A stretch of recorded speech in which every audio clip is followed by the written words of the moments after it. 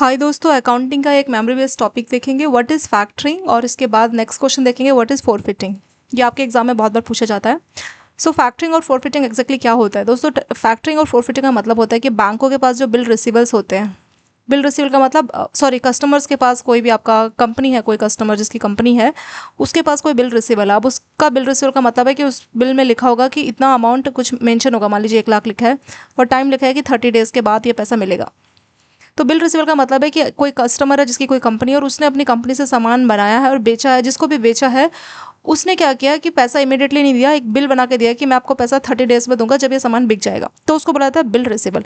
उसी बिल रिसीवल्स को अगर कस्टमर, ये जो इसकी कंपनी है, वो बैंक आके बोलता है कि इसको डिस्काउंट कर दो। डिस्काउंट करने का मतलब है 80% तक या 85% तक जो पैसा है बैंक उसको दे देगा। तो 1 लाख का 85% आता है 80,000, 85,000।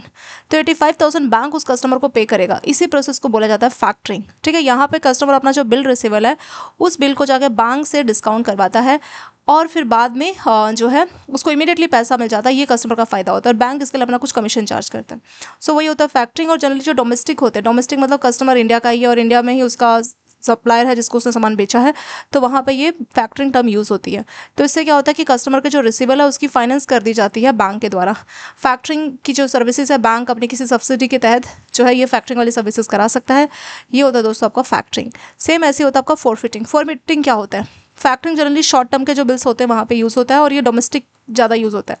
फोरफिटिंग आपका कोई एक्सपोर्ट बिल है, आपने कोई सामान यूएसए में बेचा है या किसी और कंट्री में बेचा है, तो वहाँ पे एक्सपोर्ट अगर आपने कुछ किया है, इंपोर्ट किया है, एक्सपोर्ट के केस में आप फोरफिटिंग टर्म यूज़ करते हैं। जनरली ये लॉन्ग से लेके मीडियम टर्म के बिल्स के लिए यूज़ किया जाता है। ठीक है, सिमिलर है फैक्टरिंग की तरह, बट जनरली जो एक्सपोर्ट है, जहाँ पे इंटरनेशनल आप बिजनेस कर रहे हैं, वहाँ पे इसको यूज़ किया जाता है।